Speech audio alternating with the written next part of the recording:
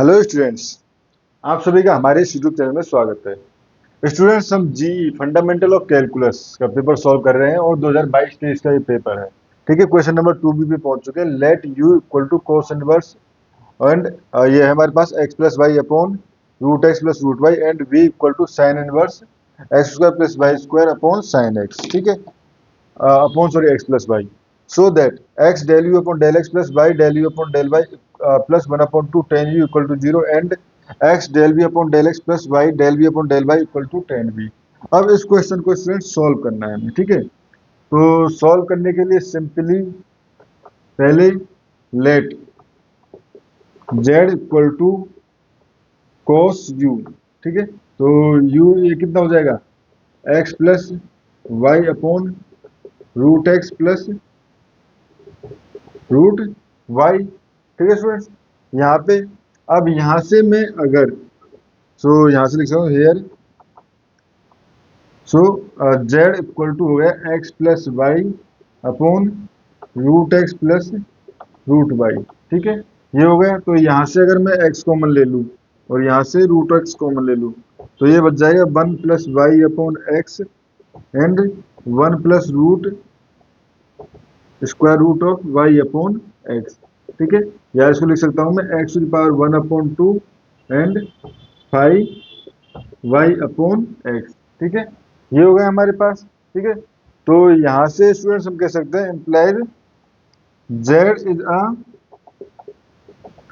Homogeneous function, क्योंकि Y upon x की form में लिख दिया इसके। ठीक है, होमोजीनियस फंक्शन ऑफ कितने डिग्री का है, 1/2 डिग्री 1/2। ठीक है, तो यहां से हमारे पास आता है आयलर थ्योरम का रोल। आयलर थ्योरम, ठीक है, आयलर थ्योरम क्या कहती है, अगर हमारे पास z equal to f x y is a homogeneous function of degree n of degree n, then x del you upon del x plus y, sorry यहाँ पे जेड के जेड है ना, तो del Z upon del Y equal to n dot z, n dot z. ठीक है students, ये हो गया। तो यहाँ से इस फॉर्मूले की हेल्प से हम लिख सकते हैं, देखो जेड इक्वल टू क्या है, जेड इक्वल टू है हमारे पास, या तो हम कहें कोस यू या हम कहें पूरा ये फंक्शन। ठीक है, ये बेसिकली जेड इक्वल टू ये था हमारे पास। ठीक है, but Z equal to cos U भी तो है, तो यहाँ से हो गया हमारे पास X del Z upon del x. ठीक है, X del Z upon del x plus, ठीक है, X del Z upon del x plus Y del Z upon del Y equal to 1/2। ठीक है, 1/2 एंड जेड यानी कि ये फंक्शन यानी कि cos u। ठीक है, क्योंकि हमें cos u चाहिए। ठीक है, सॉरी cot u चाहिए, बट हमारे पास cos u तो आ गया ना। Now since z equal to क्या है, cos u। ठीक है, अब स्टूडेंट्स जब हम डेरिवेट करेंगे तो इसका मतलब हम u को कांस्टेंट नहीं लेंगे, क्योंकि u जो फंक्शन है वो x एंड y का फंक्शन है। ठीक है, तो ये del Z upon del x, ठीक है, del Z upon del x equal to derivative इसका। ठीक है, तो ये हो जाएगा minus sine u dot del you upon del x.